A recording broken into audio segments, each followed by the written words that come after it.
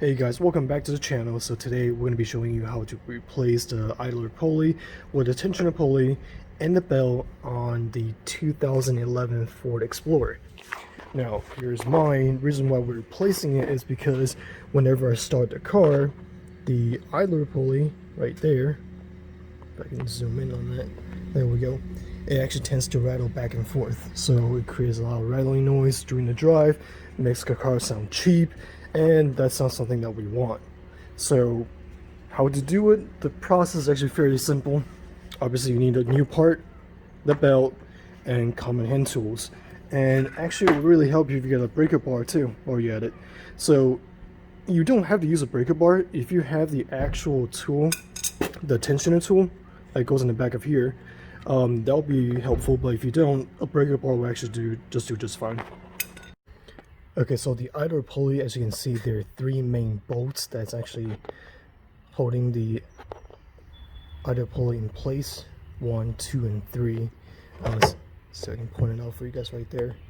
1, 2, and 3, right down there. And this is where you're gonna put the breaker bar or your idler tool through to loosen up the tension on the belt, and you can pry it towards the front of the engine that way to loosen up the belt or the tension. So just like that, I have the breaker bar in place in the tensioner. So just show you guys where that goes on the new part. So the breaker bar is actually placed in there right now, and they actually give you a guideline to show you where to pour towards to. So if you look at the tensioner, it's actually facing towards you like this. So it will tell you to lift towards the front of the engine to loosen up the tension. It's a really easy DIY project. The pulley itself is about $150–200, and the nice belt costs about $25–30, so altogether less than $250.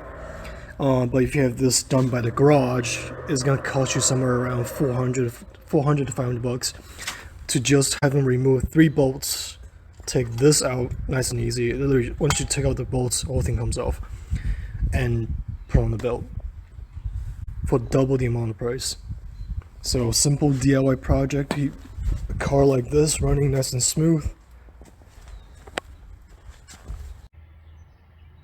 Now before we go and take off the old belt and put on a new one and the new parts, be sure just to consult your owner's manual, because there will be a diagram that shows you how it's supposed to go on afterwards, or the routing pattern. So for mine, it's actually fairly simple. It goes on the tensioner, the alternator, the water pump, and the crankshaft. That's it. Okay, so just like what we said before, my breaker bar actually ended up to be a little bit too long because it ended up hitting the actual plastic trim right here, so I couldn't go any further. But my 3/8 wrench actually turned out to be a pretty good option. So like I said, just got to pry it down like that. You can actually move that tensioner right there like that. So the belt became loose, and just use your finger to pull it off. I was able to reach my alternator part of the pulley, so I just flick it off, and now the belt is actually loose right there, as you can see, just hanging around. So go ahead and take off the belt, and then we're going to go ahead and remove the 3 bolts that holds on, well, I'm sorry, that holds the tension pulley in place. Alright, so here we are. We have the old belt already taken off, and you can see it is definitely way long overdue. You can tell by the cracking. It's in between the grooves and on the tread. And compared to the new belt, and it's supposed to be nice and smooth like that. So just in time, since we're replacing that, might as well just get on it and replace the belt altogether. And the 3 bolts that's holding the tensioner pulley in place are the 5/16 bolts. So just give you a heads up, 5/16, and let's go ahead and remove the bolts. Alright, so now we're going to reinstall will install the new pulley onto the engine.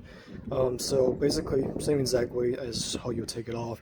You're going to position this on the side of the engine first. Just drop it in, test fit it, and then grab the bolt and hand tight the screws back on. Now, it'll be helpful to grab like a blue grade thread locker. These are removable, so I believe all blues are. The one with the red thread locker, I believe those are permanent. That's not something you want to use. We just want to prevent the bolt from falling off or coming loose due to vibration from the engine. So the blue ones, again, are removable. The red ones, I believe, are not. So, well, without further ado, let's get to it. Alright, there we go. The first bolt is in. Again, I'm just hand tightening it right now just to get it in position. And the other bolt, again, remember to put on the blue thread lock just a little bit on the thread like that. Again, these are removable, just prevent it from coming loose due to vibrations from the engine. And you can just reach down and hand tighten it for now, and then we can use a ratchet later. Okay, now we have all three bolts hand tightened on. Again, when you put the ratchet on, these does not need to be super tight. Just get to the feel like, you know, it's snug enough to hold it in place. That's all you need, because those are actually very small bolts. They're just meant to hold the thing in place. Don't over torque it, because you will strip it. There we go, smooth. That's silk.